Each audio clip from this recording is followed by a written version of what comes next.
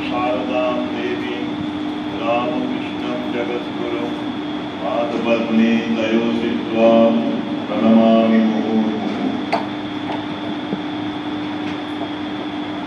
समवेत भक्तमंडली,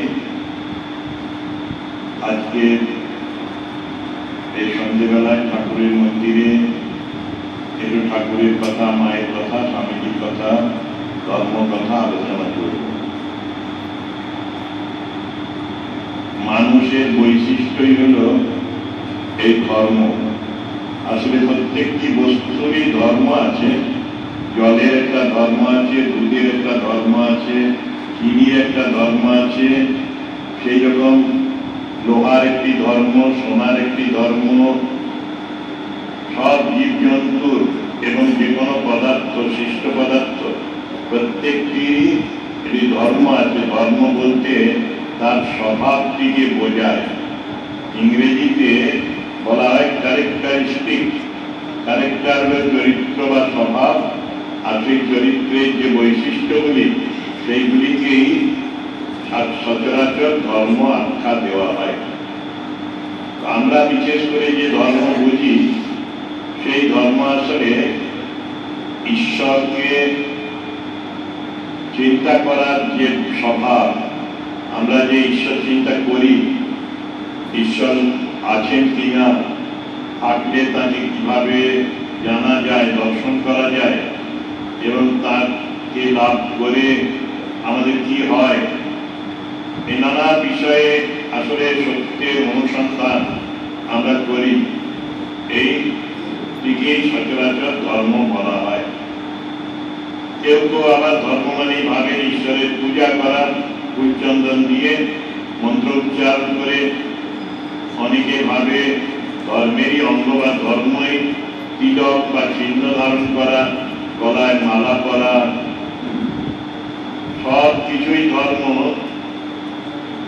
কিন্তু পূর্ণ প্রকৃত ধর্ম সম্বন্ধে মহাভারতে আছে ধারণা ধর্ম ইত্যাহু ধর্ম ধারয়তে প্রজা, যা আমাদের ধরে রাখে, প্রজাকে ধরে রাখে, সত্যি সত্যি দেশকেও ধরে রাখে, জাতিকে ধরে রাখে, তাই হচ্ছে ধর্ম। ধর্ম একটি মহাশক্তি, এবং এই ধর্মই আমাদের আসলে ঈশ্বর বা ঈশ্বরকে লাভ করতে সাহায্য করে। ধর্ম মানে সাধনা।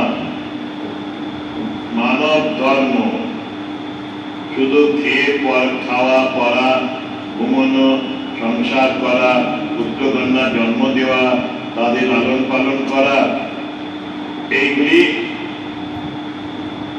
স্বভাব সব জীবজন্তু। মানুষ, মনুষ্যেতর বা মনুষ্য ভিন্ন সব জীবজন্তু। রামচন্দ্র একদিন কথামৃততে পাবেন আপনারা, শ্রী রামকৃষ্ণ কথামৃততে রামচন্দ্র একদিন লক্ষ্মণকে একটা বিরাট হাতি দেখিয়ে বলছেন, দেখ হাতি কত বড় জানোয়ার, কিন্তু হাতি ঈশ্বরের চিন্তা করতে পারে না। হাতি পারে না, বানর পারে না, কুকুর পারে না। মানুষ ছাড়া কেউই সৃষ্টিকর্তা ঈশ্বরের বা পরমেশ্বরের ধারণা চিন্তা করতে পারে না। যদি একটা মহিষ ঈশ্বরের চিন্তা করত, স্বামীজি বলেছেন, সে একটা বিরাট বড় মহিষকে চিন্তা করত তার ভগবান বলে। অনেক সময় যারা অর্থপিপাসু, তারা ধনী মানুষটাকেই ভগবান বলে ভাবে, রাজাকেই ভগবান বলে ভাবে। এখনো বিচারকদের বলা হয় মিলর্ড স্যার, ঈশ্বর, হ্যাঁ উনি তো ঈশ্বরের প্রতিভূ, তিনি যথাযথ বিচার দান করেন। কিন্তু এরও পেছনে ঈশ্বরের একটা রূপ আছে। বেদান্তে বলা হয়েছে সচ্চিদানন্দ স্বরূপ, সৎস্বরূপ, চিৎস্বরূপ, আনন্দ স্বরূপ। সৎ মানে সত্তা, আর এই সত্তা চিরন্তন সত্তা, যার মৃত্যু হয় না।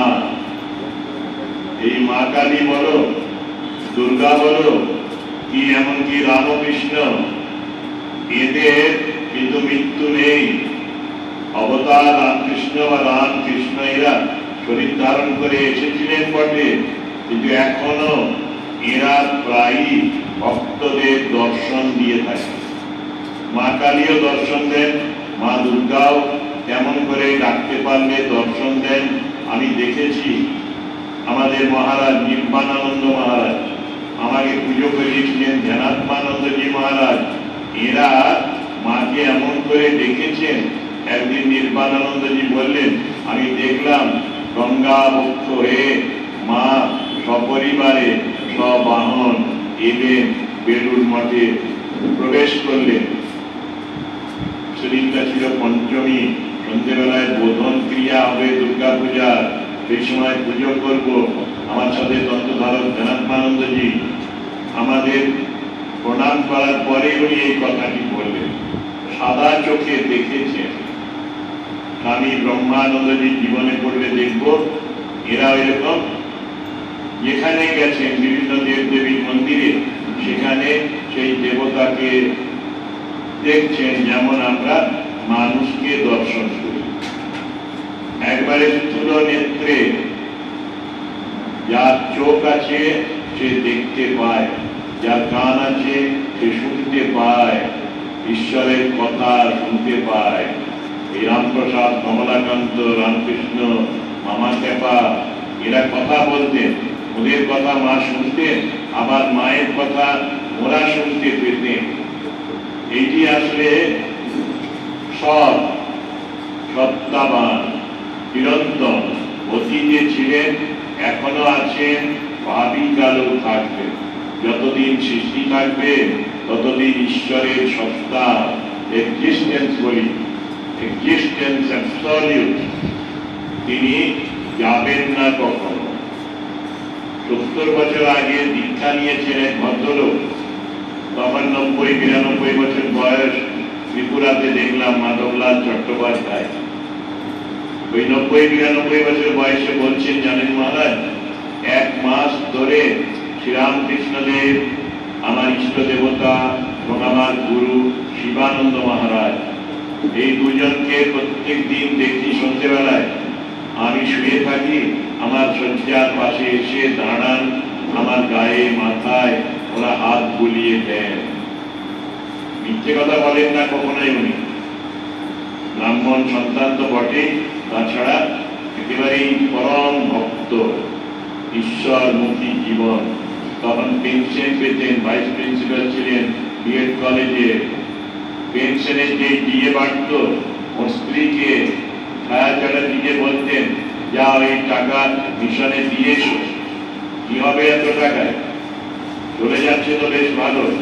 যত ইনক্রিমেন্ট হতো সব টাকা দিয়ে দিতেন। এছাড়াও আয়ের যা পেনশনের টাকা, তার থেকেও অনেক টাকা সেবা কাজে দান করতেন। মিথ্যা বলার কোনো কারণ নেই। আমি ওর ঘরে যেতাম, সেই সময় দেখতাম একটা অদ্ভুত চার্জ হয়ে আছে যেন ঘরটা। গেলেই ঠাকুরের কথা মনে হচ্ছে। সত্যি উনি যে বলছেন ঠাকুর আসেন, ঠাকুর যেন আছেন, আমারও অনুভব হয়েছে। গুরুদেব কবে দেহত্যাগ হয়ে গেছে? 34 সালে, 2000 সালে, 63 বছর পরে বলছেন গুরু মহারাজ মহাপুরুষ শিবানন্দ, তিনি আসছেন 1 মাস ধরে আমার কাছে।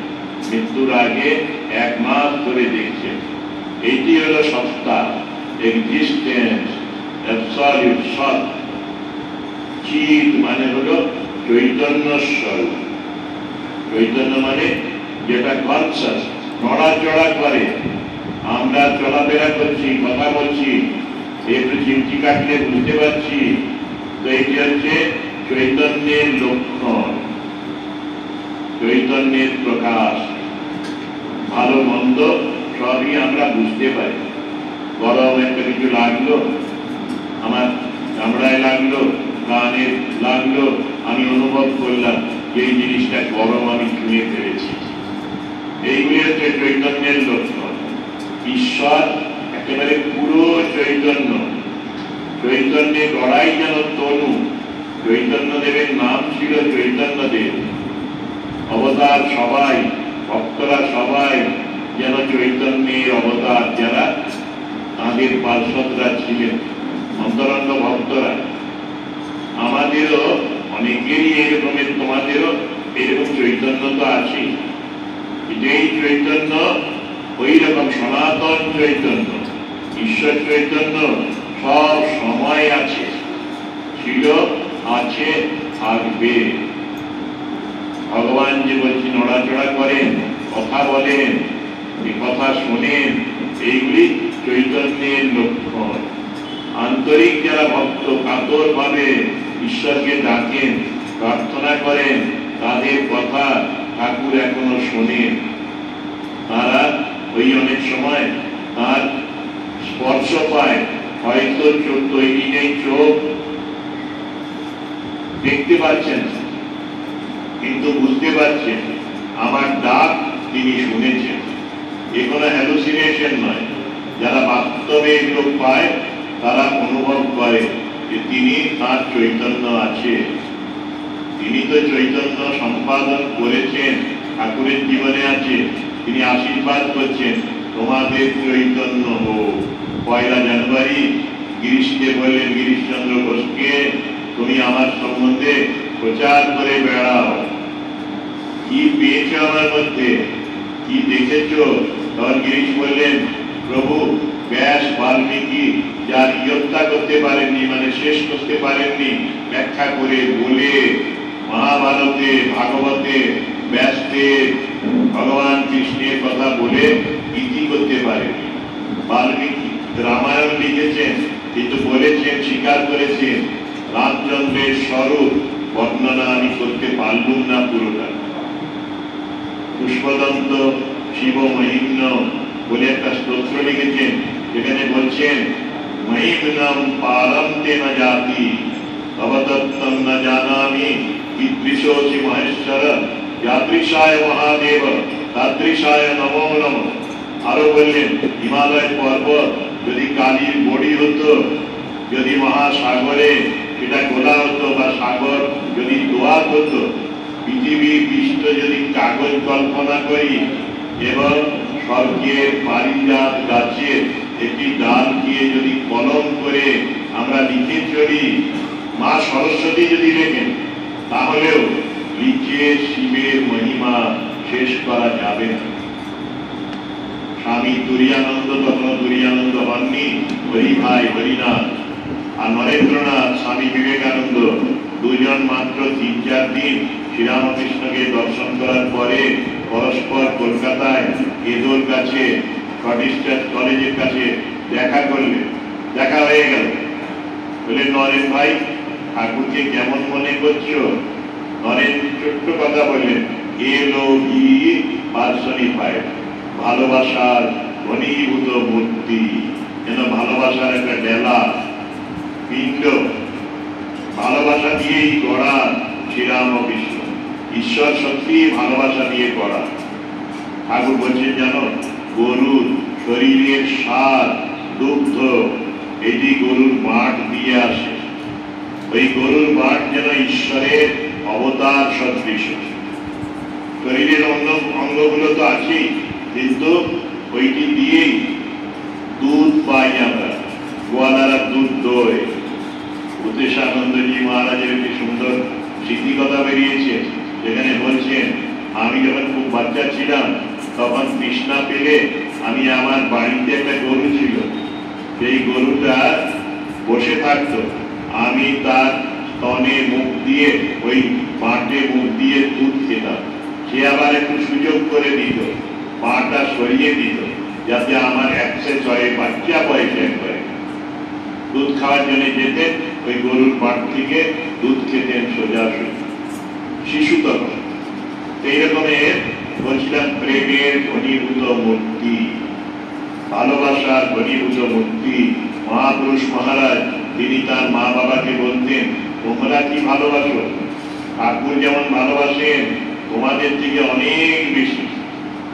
সত্যি জগতের যার মা বাবা কেউ মনে করবেন না কিছু, বেশিরভাগই ভালোবাসে একটা স্বার্থ দৃষ্টিতে। যদি ছেলেটি ওষুধ করে, প্রতিবন্ধী হয়, অনেক মাই কিছুদিন পরে বোঝা বলে মনে করে, করবেন, এটাই স্বাভাবিক মনুষ্য স্বভাবে। আর মানুষের জিনগুলো একজন বিজ্ঞানী বলেছেন সেলফিশ, স্বার্থপর। বেশিরভাগ জিন আমাদের স্বার্থপর, সেলফিশ জিন। মানুষ বলে তোমায় ভালোবাসি, কিন্তু ভালোবাসে না আসলে সবাই নিজেকে বেশি, অন্যকে ভালোবাসে কম। ছেলেরাও ছোটবেলায় মাকে বলে, মা আমি তোমাকে সব থেকে বেশি ভালোবাসি। কিং লিয়ারকে তার মেয়েরা, শেক্সপিয়ার তখনকার দিনে নাটক লিখেছেন, বলছেন 3-4 মেয়ে এক একজনকে জিজ্ঞেস করলেন তুমি আমাকে কেমন ভালোবাসো।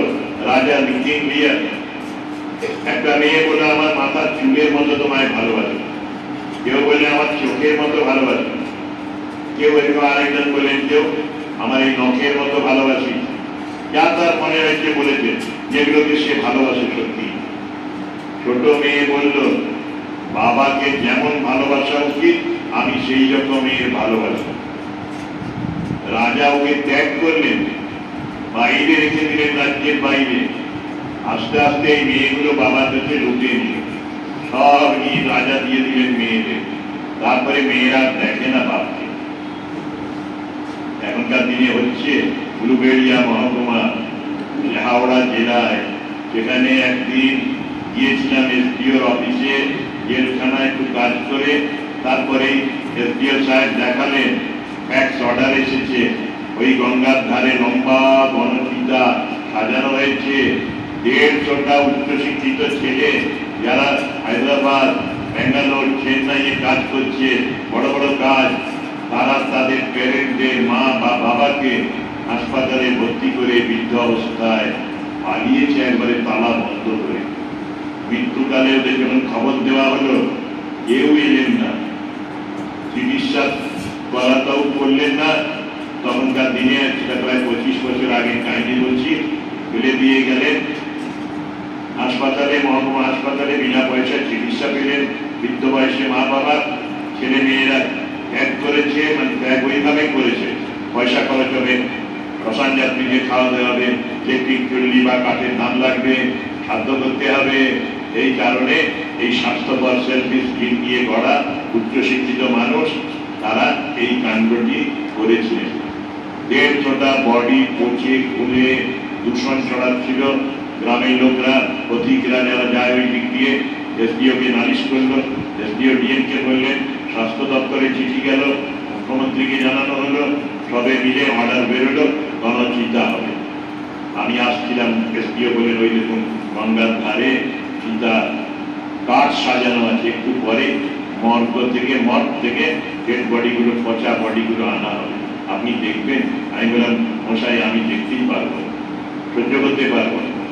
এই বলছিলাম প্রেম, ভালোবাসা, ঈশ্বরই যথার্থ ভালোবাসতে পারে ঈশ্বর যখন মানুষ হয়ে আসে।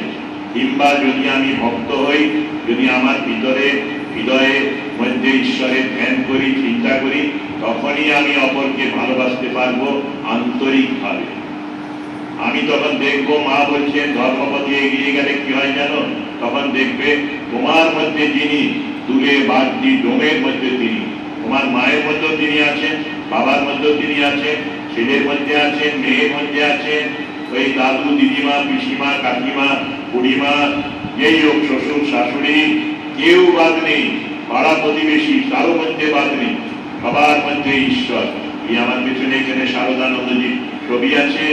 শারদানন্দজি যখন স্কুল স্টুডেন্ট, সেই সময় তাদের বাড়ি, দু একটা বাড়ি পরেই এটা মেড সার্ভেন্ট জি, তার শরীর খারাপ হলো। গৃহস্বামী, গৃহকর্ত্রী এতদিন ধরে সেবা নিয়েছেন, তার সার্ভিস দিয়েছে, মেয়েটা জিয়ের কাজ করেছে, কিন্তু চিকিৎসার সময় পিছিয়ে গেল। হাতের উপরে শরীরটা রেখে দিবেন, মানে অসুস্থ লোকটাকে। সেখানে শারদানন্দজি তখন শরৎ চক্রবর্তী, তিনি ওই টিফিনের পয়সা বাঁচিয়ে জমিয়ে রেখেছিলেন, তাই দিয়ে এই মহিলার চিকিৎসা করেছিলেন। বাঁচেননি তিনি, মারা গেলেন। তখনও গৃহকর্তা, গৃহকর্ত্রী ওই চিকিৎসায় সৎকারের ব্যবস্থা করলেন না। তখন এই শরৎই এগিয়ে একটা 12-13 বছরের ছেলে, সে এগিয়ে গিয়ে এই মায়ের সেবা করলেন, মানে সৎকার করলেন। ওই উনি আমাদের রামকৃষ্ণ মিশনের দীর্ঘ সময়ের সেক্রেটারি। 98 সালে মিশন তৈরি হলো, তারপর থেকে 1898 থেকে 30 বছরের মতো প্রায় শরৎ মহারাজ এটা করেছে। মর্নিং অফ দি ডে বলে সেবার মুক্তি। এই সব চিত চৈতন্য সেদিন স্বামীজি এলো V5 বলার পরে হরিভাই বললেন, হরিভাইকে বলছেন, হরিভাই তোমার কি মনে হয়? তখন তিনি ওই শিবের স্তোত্র থেকে বললেন, হিমালয় পর্বত যদি কালির বড়ি হয়, মহাসাগর যদি দোয়াত হয়, পৃথিবী যদি কাগজ হয়, এবং সরস্বতী মা যদি পারিজাতের একটি ডালকে কলম বানিয়ে লেখেন, তো তার মহিমা শেষ হবে না, ঠাকুরেরও মহিমা শেষ হবে না। তিনি সে কি বলেছিলেন? ব্যাস বাল্মীকি যার হত্যা করতে পারেননি, আমি তার সম্বন্ধে কি বলবো? সত্যি পূর্ণ ব্রহ্ম যিনি নারায়ণ রূপে এসেছিলেন, এই ব্রহ্মা বিষ্ণু মহেশ্বর রূপে, তিনি রামকৃষ্ণ রূপ ধারণ করেছিলেন। আর কথা বলে শেষ করা যায় না। সত্যি আকাশ তুলনা করা যায়, সাগরকে কিছুটা তুলনা করা যায় অনন্তের সাথে, কিন্তু যে অনন্ত, যে এরও বেয়ন, এরও বাইরে অনন্ত একটাই আছে, সেটি ঈশ্বর। তিনি চৈতন্য স্বরূপ, সব সময় তার মধ্যে চেতনা আছে। মানুষের চেতনা কতদিন থাকে? জন্ম থেকে মৃত্যু। মৃত্যুর পরে শরীরের কোনো চেতনা থাকে না। শরীরটা বলছিলাম একদম বসতে থাকে, মর্গে থাকে, দূষণ ছড়ায়। এইরকমই মানুষের বডি চৈতন্য, সত্যি আছে চৈতন্য, আসলে ঈশ্বর আছেন আত্মা রূপে। আমাদের শরীরগুলিতে তিনি বাস করেন জীবাত্মা রূপে।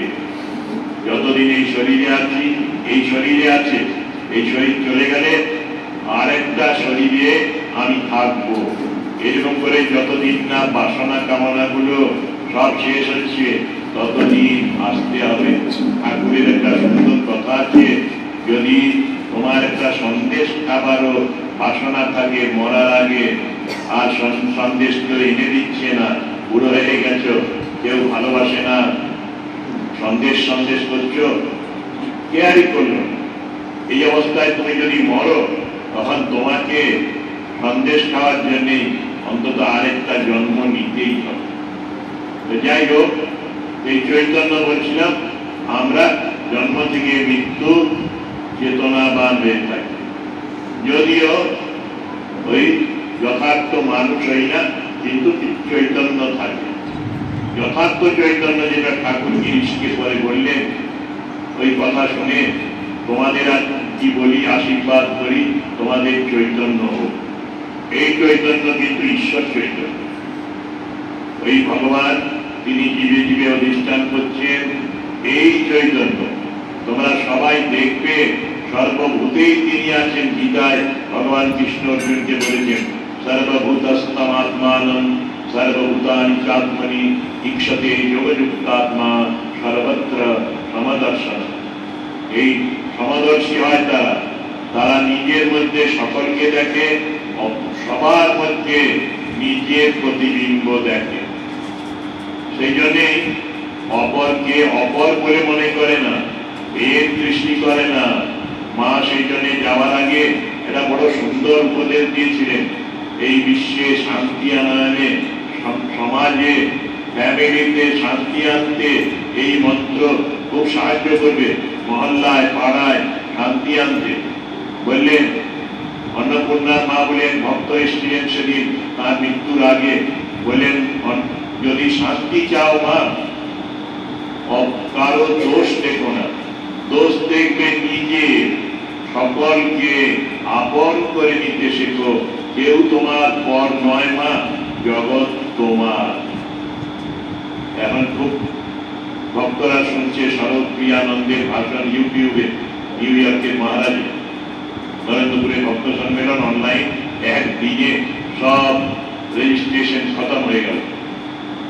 অনলাইনে একদিন হলো, অফলাইনে হলো, দুদিনের মধ্যে 1000-এর বেশি রেজিস্ট্রেশন হয়ে গেল। সর্বপ্রিয়ানন্দ কি বলে? বেদের কথা বলে, বেদান্তের কথা বলে। এই বেদান্তেই আছে শঙ্করাচার্যের অপরোক্ষানুভূতির বলে একটি ছোট্ট বই আছে, সেখানে আছে অজ্ঞানীরাই এর দর্শন করে, যারা জ্ঞানী তারা অভেদ দর্শন করে। ঠাকুর বললেন জগৎ মিথ্যা হবে কেন? জগৎ তো চৈতন্য পড়লাম, জগৎ জগতের বাইরে যায়, শরীর পুরো মিথ্যা, জন্মেছে মরে যাচ্ছে, শেষ হয়ে যাচ্ছে, কে কখন যাবে নিজেরা জানে না। কদিন আগে একটা ম্যাগাজিনে পড়ছিলাম যে মানুষ রাত্রিবেলায় অ্যালার্ম দিয়ে অনেকে ঘুমোয়, যারা কাজের লোক, ভোরবেলায় কাজে যেতে হবে, একটা স্পেসিফিক কাজ আছে, 4টের সময় অ্যালার্ম দেওয়ার জন্য অ্যালার্ম দিয়েছে মোবাইলে, মোবাইল বেজেই চলেছে, মানুষটা হার্ট অ্যাটাক হয়ে গেছে মধ্যরাত্রে। কিন্তু সে ভেবেছিল আমি বেঁচে থাকবো, এবং সেই জন্যই অ্যালার্ম দিয়েছিলেন উনি উঠবার জন্য। এরকম কত প্ল্যানিং করে মানুষ। টলস্টয় একটা গল্প বলছেন, কল্পনায় বোধহয় কাহিনী সত্য। টলস্টয় দেখেছিলেন, এটি শুনেছিলেন, এটি জমিদারের মতো লোক জুতো দোকানে গেছে, মুচিরা চামড়া দিলে জুতো করে দেয়, ওনার একটা স্টকে খুব দামি চামড়া ছিল। প্রথমেই অহংকার করে বলছেন এই রকমের ভালো চামড়া কখনো দেখেছো তোমরা? মুচি বুড়ো হয়ে গেছে, তার একটা অ্যাসিস্ট্যান্ট ছিল ইয়াং ম্যান,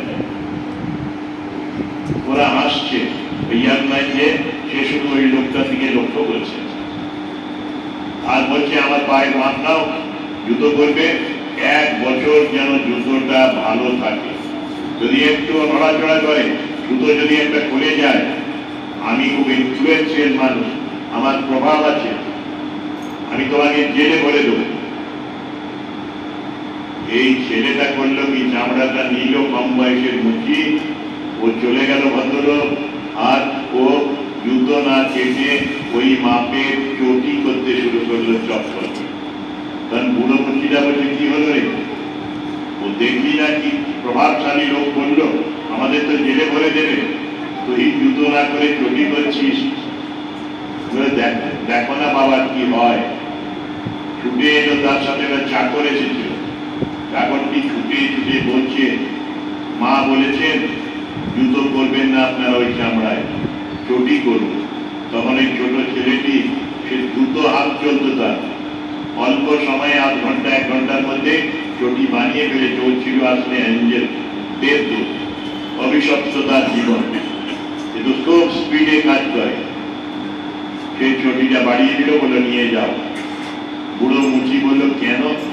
জুতো চাইলেন উনি, ধমক লাগালেন আমাদের, তবে চটি বলছে জানো কি সর্বনাশ হয়েছে, গাড়িতে যেতে যেতে রাস্তাতেই ম্যাসিভ অ্যাটাক হয়ে ভদ্রলোক মারা গেছে, রাশিয়ায় ডেড বডি নিয়ে যাবেন ওরা, ওই নিয়ম আছে ওই সমাজে নূতন চটি করে যাবে, ওনার প্রিয় চামড়া, সেই জন্য ওর স্ত্রী বললেন ওই চামড়ায় চটি করে নিয়ে এসো, এই জন্যে চটি নিয়ে যাওয়া হচ্ছে।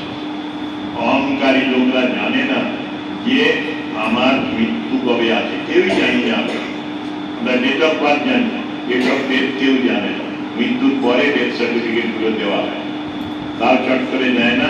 আজকে আমি একটা সব যাত্রী গাড়ি যাচ্ছিল, হঠাৎ জার্কিং হয়েছে, আমার একটা চোখে ড্রম হলো, আমি দেখছি মানুষটা যে শুয়ে আছে তার হাঁটুটা উঠে গেছে, আসলে জার্কিং এ উঠে গেছে। আমি ভাবলাম মরা মানুষটা বেঁচে গেল। তারপরে আমরা গাড়িটা সামনে নিয়ে এলাম, আস্তে আস্তে চলছিল গাড়িটা, আমাদের বাঁ দিকে তাকিয়ে দেখলাম সত্যি মরা মানুষ, কিন্তু জার্কিং হওয়াতে ওই স্বর্গযাত্রার গাড়িতে নড়াচড়া হয়েছে। যাই হোক বলছি, ওই তারপরেই ডাক্তাররা ডেথ সার্টিফিকেট দেয়, মানুষ জানে না। যে মানুষটা বেঁচে আছে সে ভাবে পাড়া প্রতিবেশী মরছে তো কি আছে, চোখের সামনে মধ্যে দেখছে, শ্মশানের কাছে বাড়ি, শ্মশানে দাহ সত্যিকার এক মহারাজকে, সীতারামানন্দ মহারাজ বলে বেলুর মঠে ছিলেন, সেদিন উৎসব ছিল বেলুর মঠে, ডেড বডি আমরা কয়েকজন নিয়ে গেলাম কেওড়াতলা শ্মশানে কালীঘাটে। তাও কিন্তু তখন হবে একটা ছোট ছেলের 8 বছরের অ্যাক্সিডেন্ট হয়েছে, রক্তমাখা বিছানা ইত্যাদি রয়েছে। যেই বডিটা গেল, সেই দুটো লোক এলো গেট থেকে 50 মিটার বা 40 মিটার দৌড় প্রতিযোগিতা করে, ছুটে এসে ওই বাচ্চাটার বিছানাগুলো, সাদা চাদর, বালিশ, তোষক, যে যতটা পারলো নিয়ে ছিনিয়ে নিয়ে যাওয়ার মতো নিয়ে গেল, চিলের মতো একবার। কোনো আমাদের চোখে জল আসছে যে একটা ওইটুকু বাচ্চা মারা গেছে, হায় হায় কি দুঃখ মা বাবা। কেউ কেউ ছিলেন ওখানে ইলেকট্রিক চুল্লির কাছে, এর বডিটা ঢুকলো, 40-45 মিনিট সবাই ছিলেন, চোখে অধরে জল পড়ছে। কিন্তু ওই দুটো লোকের ওই রকমই স্বভাব, ওরা কাছাকাছি থাকে, রিসাইকেল করবে, আবার চাদরগুলো ধুয়ে বিক্রি করবে, বিছানার তোষকটাকে আবার তুলো ধুনিয়ে তারা ব্যবসায় লাগাবে। সেজন্যই আমাদের ধর্মরূপী ওই বকরূপী ধর্মকে যুধিষ্ঠিরকে প্রশ্ন করা হয়েছিল যে জগতে আশ্চর্য কি? যুধিষ্ঠির বলেছিলেন, অহানি অহানি ভূতানি গচ্ছন্তি যমমন্দিরম শেষা চিরত্বমিচ্ছন্তি ইমাশ্চর্যমতোত্তরম। প্রতিদিন লোক মরছে, শ্মশানের লোকদের তো একবারে কনফার্ম রোজ দেখছে। অনেক শ্মশানে কেওড়াতলার মতো জায়গায় একদিনে প্রায় 100 জন আসে মরা পোড়াতে, 100টা দেহ পোড়ানো হয় অনেক দিন। তো কিন্তু যারা বেঁচে আছে তারা ভাবে আমি চিরকাল থাকবো। সেই জন্যই এত ঝগড়াঝাঁটি, মারামারি, গালিগালাজ, কি ক্রোধ। বাচ্চাদের ক্রোধ আছে, মায়ের ক্রোধ আছে। আমার কাছে একটা মেয়েকে নিয়ে এলো টেনে, মেয়েটা বলছে দেখুন মহারাজ আমার গায়ে দাগ হয়ে গেছে। পড়াশোনা করে ভালো, সপ্তাহে একদিন করে ওই 5 জনের মধ্যে স্কুলে হয়েছে, ইংলিশ মিডিয়াম স্কুলে। আমি বললাম তুই যদি রোজ পড়িস তাহলে তো স্কুলে নয়, তুই তো নেক্সট টাইম রাজ্যের মধ্যে ফার্স্ট করবি, আমি তোর ছবি দেখবো। সবাইকে বললাম দেখে রাখো এই মেয়েটার ছবি, ওদিন দাস করে কাটোয়ায় থাকে। তারপরেই সেই বলছিল যে মা আমাকে ওই একটুতেই এমন লেগে যায় মারে। আমরা তুইও রাগ করে, বলছে আমিও রাগ করে মাকে 2-4টে কথা শুনিয়ে দিই। ক্রোধ সর্বনাশের জিনিস। এই ক্রোধে অনেক সময় মানুষ মানুষকে হত্যা করে। আমরা জেলখানায় কাজ করেছি, দেখেছি একজন আরেকজনকে, নিজের ভাইকে হত্যা করেছে। এসব ক্রোধ চণ্ডাল।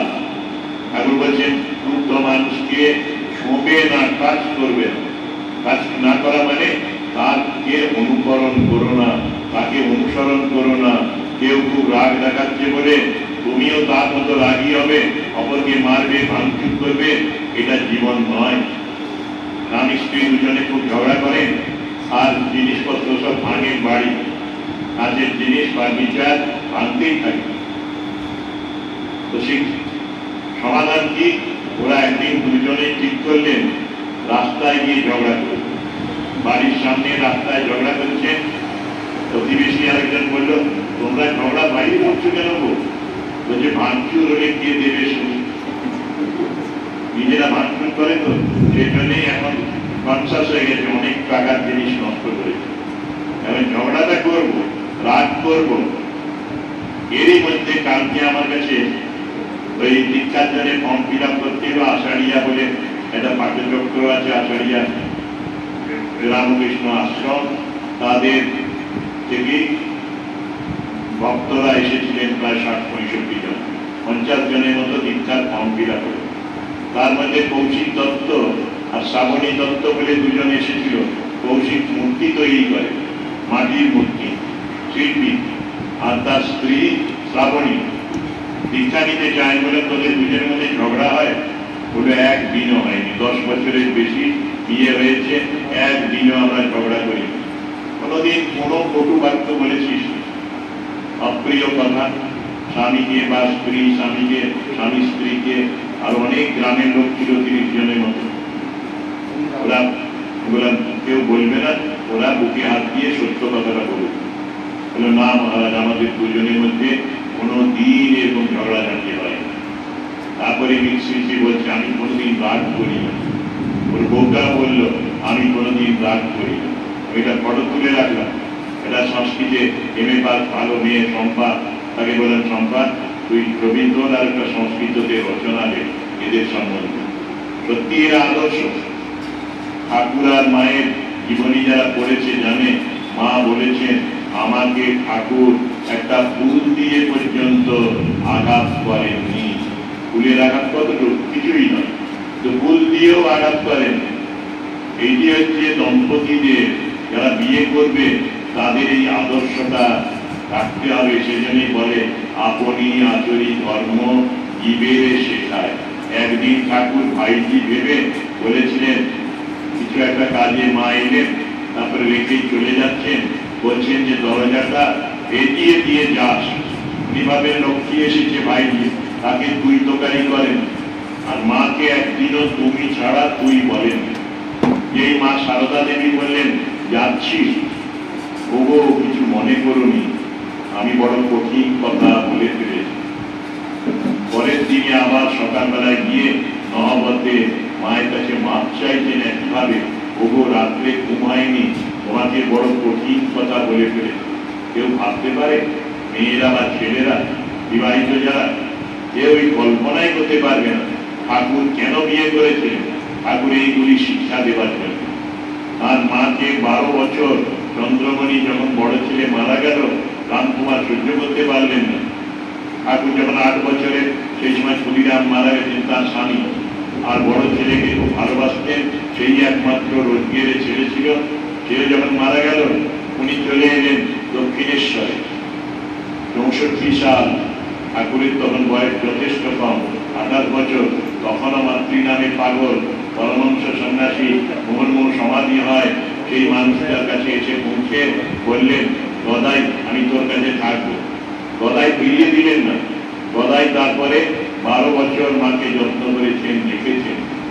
মা আছেন বলেই সন্ন্যাস যখন নিলেন, আমাদের মতো গেরুয়া করলেন না, বললেন আমার মা আছে, আমি সাদা কাপড়ে থাকবো। তোতাপুরি রাজি হলেন, কারণ ওর মতো উচ্চ অধিকারী অবতার স্বয়ং আর তো পাবেন না তোতাপুরি। এইরকমই বৃন্দাবনে গেছেন এক সাধিকা, ওনার থেকে 10 বছরের প্রায় বড়, গঙ্গামাই বললেন তুমি আমার দুলাল, নন্দ দুলাল কৃষ্ণ, তুমি আমার কাছে থাকবে। বিধুবনের কাছে উনি থাকতেন। এইখানে আমার বিছানা, এইখানে তোমার বিছানা। হৃদয় কাঁদছে, কারণ তা নইলে ওই মধুর বাবুরা হৃদয়েরও চাকরি রাখবেন। সেই সময় হঠাৎ মা চন্দ্রমণির কথা মনে পড়ায়, তিনি বলেন আমার মা যে আছে দক্ষিণেশ্বরে, আমাকে যেতেই হবে। পরের ট্রেনে উনি বৃন্দাবন থেকে রওনা হয়ে কলকাতা এলেন। মাকে প্রত্যেক দিন প্রায় যেতেন, প্রণাম করতেন, মা তোমার কিছু লাগবে গো। এই রকমের মাতৃভক্তি, এই রকমের স্ত্রীকে শ্রদ্ধা করা, এইগুলি জগতের ইতিহাসে নেই। কোনো অবতারে পাওয়া যাবে না, কোনো মহাপুরুষের মধ্যে পাওয়া যাবে না। এই জন্যে রামকৃষ্ণদেব ইউনিক, কেউ কেউ বলেন, স্বামীজি বলতেন উনি হলেন ভগবানের বাবা। এই সবে মিলে বলছিলাম ঈশ্বর সৎ, ঈশ্বর চিৎ, আর ঈশ্বর আনন্দ। আনন্দ আনন্দ আনন্দ দেব। রামকৃষ্ণদেবের জীবনী পড়লে দেখবে ক্যান্সার হয়েছে, তখন হাসছেন, গাইছেন, কোচকেমি করছেন, এই রকমের সব ঘটনা আছে। বলতেন দেহ জানে আর দুঃখ জানে, মন তুমি আনন্দে থেকো। মন মানে ঈশ্বরের মন, তিনি স্বয়ং ঈশ্বর। কোনদিন তাকে নিরানন্দ দেখিনি। আনন্দের একটা পূর্ণ কলস থাকতো ঠাকুরের কাছে, সব সময় পূর্ণ। হাসি হাসি হাসি, হাসি ছাড়া কিচ্ছু নেই। জাগতিক ব্যাপারে কোনদিন কাঁদেননি। তিনি ছোটবেলায় কেঁদেছেন মা মা বলে, মা কালীকে দেখা পাচ্ছেন না বলে, ঈশ্বরকে পাচ্ছেন না বলে। বিষয়ের জন্য পাগল হননি, বিষয় সম্পত্তির জন্য কাঁদেননি। আরেকবার কেঁদেছিলেন তার ভাইপো অক্ষয় মারা গেল, সেই সময়ে একটু কেঁদেছিলেন। বলছেন গামছা নিগ্রহের মতো আমার হৃদয়টা যেন নিগ্রহচ্ছে। কষ্ট হয়, মানুষ শরীরে এসেছিলেন তো, এটি মানবী লীলা, মানুষের লীলা, নর শরীরে নর লীলা। কিন্তু ঈশ্বরকে নিয়ে সব সময় আনন্দে থাকতেন, সবাইকে আনন্দে রাখতেন, যেন সবাই আনন্দে থাকে। সেই জন্য প্রার্থনা করতেন, মা কালীকে বলতেন। এইগুলি ভগবানের লক্ষণ। সৎস্বরূপ, চিৎস্বরূপ, আনন্দ স্বরূপ। আমরা যারা ঈশ্বরের চিন্তা করব, এইগুলি ভাববো, আর তার ভাবে নিজেরা মগ্ন হয়ে থাকবো। একটা ছোট্ট ঘটনা বলে দিই, শিব ঠাকুর, আমরা তো একরকম শিব দেখি, সেই শিব ও চৈতন্যময় কনসার্ট নড়াচড়া করছে। একদিন তার শিষ্য, এই আমার এখানে ছবি আছে অখণ্ডানন্দ মহারাজ, এই দিক থেকে 3 নম্বর ছবি। অখণ্ডানন্দ মহারাজকে গঙ্গাধরকে নিয়ে গেলেন দক্ষিণেশ্বরের মন্দিরে, মায়ের পায়ের তলায় শিব ঠাকুরকে দেখে বলছেন, ওই দেখ চৈতন্যময় শিব। তখন উনি দেখছেন যে শিব শ্বাস প্রশ্বাস নিচ্ছে। ঠাকুর দেখেছিলেন চৈতন্যময়ী কালী, কালীর নাকের তলায় তুলো নিয়ে ধরেছিলেন নাকের নিচে, শ্বাস নিচ্ছেন, তুলোটা নড়ছে। চৈতন্যময় শিব দেখালেন। তারপরে বললেন যে অনন্ত ঈশ্বরের ধারণা হিমালয় আর মহাসাগর দেখলে কিছুটা বোঝা যায়। এবারে অখণ্ডানন্দজি ঠাকুরের মৃত্যু বা দেহত্যাগের পরে পরিব্রাজক অবস্থায় যাচ্ছেন হিমালয়ের পথে। যেতে যেতে তিনি দেখছেন যে ওই হিমালয়, বিরাট হিমালয়, বিরাট শিব ঠাকুর, নবীর হেমবর্ণ, প্রকৃতিতে শিব দেখান, বাইরে শিব পাথরের মূর্তিতে, আর নেচারের মধ্যে শিব। এরপরে তিনি এলেন আস্তে আস্তে বঙ্গদেশে, বাংলায়, মুর্শিদাবাদের কাছে, মৌলার কাছে একটা জায়গায় একটা মেয়ে কাঁদছে, যেন কাঞ্চমান। বলে একটা বাড়িতে হাঁড়ি ছিল, মা দিয়েছিল জল আনতে, হাঁড়ির তলাটা পড়ে গেছে। মা জানি পেটাবে, মারবে, এই ভয়ে মেয়েটা কাঁদছে। 4 আনা মাত্র পয়সা ছিল, উনি ওটা নিয়ে একটা বড় হাঁড়ি কিনেছিলেন, মেয়েটা নিয়ে যেতে পারে জল এনে। তারপরে মুড়ি মুরগি খাবে, খাওয়ালেন। কতগুলি ছেলে মেয়ে ছুটে এলো 15-20 জন। বাবা আমরা 3 দিন কিছু খাই, চরম দুর্ভিক্ষ। সেই সময় ওদের বাকি পয়সাগুলো দিয়ে মুড়ি মুরগি কিনে খাওয়ালেন। ওদের চোখে মুখে আনন্দ দেখে তার মনে হলো যে আরেক চৈতন্যময় শিব দেখা নরনারায়ণ। ওরা পরে পড়বে অখণ্ডানন্দজির জীবনে, দেখবে কিরকম ভাবে মানুষের সেবা করেছে। জীবজ্ঞানে জীব সেবা বলা হয়, জীবের দয়া নয়, জীবজ্ঞানে জীব সেবা। ঠাকুর নিজে করে গেছেন, তার শিষ্যরা প্রায় সবাই এই রকমের সেবা করেছে। আমি একটা তত্ত্ব তোমাদের বলি, উল্লেখ করবো, ওরা পারবে না আমি জানি, তবু বলবো যারা পারবে তারা ধন্য হয়ে যাবে। যারা চাকরি করে, মোটামুটি ভালো রোজগার করে, 50-60 হাজার, আজকে তো মাস্টার মশাইরা, দিদিমণিরা প্রায় 1 লাখ টাকার মতো রোজগার করেন। সিনিয়র টিচাররা, প্রফেসররা ওই 1.5 লাখ টাকা, 2 লাখ টাকা রোজগার করে। কেউ কি পারবে ঠাকুরের ভক্ত এরকম অধ্যাপিকা, টিচার, ডাক্তার 1 মাসের মাইনেটা সেবা কাজের জন্য দান করতে? একটু দূরেই বালুরঘাট, সেখানে একটা রিক্সা চালক মনে রাখবে, সে বছরে 20,000, 25,000 টাকা সেভ করতো। কিভাবে? 2 টাকায় মুড়ি আর লাল চা খেত। ওর নেশা ছিল, মাঝে মাঝে বিড়ি খেত। এখন 80 বছর বয়স, নামলে চোখে বন্ধ করে জল পড়ে। ওই 20,000, 25,000 টাকা দিয়ে 250 ছেলে মেয়ে দিয়ে স্টাডি মেটেরিয়াল, খাতা, কলম ইত্যাদি নিজে কিনে দিত। আমি 5 বার গিয়েছি বালুরঘাটে, রেখাগিরিগঞ্জে, ওর ওই সেবা কাজ দেখার জন্য। উনি আমাকে নিমন্ত্রণ করতেন। আমি ভক্তদের কাছে, সবার কাছে আবেদন করব, এইরকম রাস্তায় একটু চলার চেষ্টা করো। মানুষের ধর্ম গুরু বলেছিলেন প্রাচীনকালে যে মানুষকে মানে বলেছিলেন দান করো, অসুরদের মানে বলেছিলেন দয়া করো, আর ওই দেবতাদের বলেছিলেন দমন করো, ইন্দ্রিয় দমন করো, সংযম অভ্যাস করো। এই রকমের মানুষের জন্য হলো দান। দান হল শ্রেষ্ঠ ধর্ম। জব হ্যাঁ ওরা তো করবেই, তার সাথে যার আছে যে মাগো, যার নেই সে জব, যে নিজেরই সে ঈশ্বরের কাছে প্রার্থনা করবে মানুষের কল্যাণের জন্য। যার আছে যে 1 মাসের অর্থ দান করবে করার। অনেকে বেড়াতে যায়, ঘুরে যায়, আবার যারা দেয় না ভালো কাজে তাদের আবার ডাক্তাররা ফিরে না যায়। রোগ জ্বালা হয়, পরীক্ষা করে দেখবে, যদি কেউ জীবন শুরু করো তারা এরকম দান করে দেখবে তোমার ডাক্তার খবর করে। কিছু কিছু ছেলে মেয়ে এরকম পরে কলকাতার কাছে প্রবেশ করে। এখন তো যারা আমাদের দীক্ষা নিয়েছে প্রতি ছেলেকে দেখেছি মাস্টার চাই, তিনি 1 মাসের বেশি, 1 মাস প্রায় 2 মাসের টাকা আমাদের দিয়ে দিচ্ছেন।